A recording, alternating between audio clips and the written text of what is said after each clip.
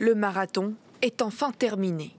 Après la Chambre des représentants, le Sénat a lui aussi adopté vendredi le texte issu de longues négociations entre démocrates et républicains. Le Congrès suspend ainsi à quelques jours d'un défaut de paiement le plafond de la dette américaine jusqu'en 2025. Dans un tweet, le président Joe Biden parle d'une grande victoire pour l'économie et pour les Américains, tout comme le chef de la majorité démocrate au Sénat. Les démocrates se sentent très bien ce soir. Nous avons sauvé le pays du fléau qu'est le défaut de paiement, même si certains dans le camp opposé voulaient nous y mener. Nous sommes peut-être un peu fatigués, mais nous avons réussi. Donc nous sommes très, très heureux.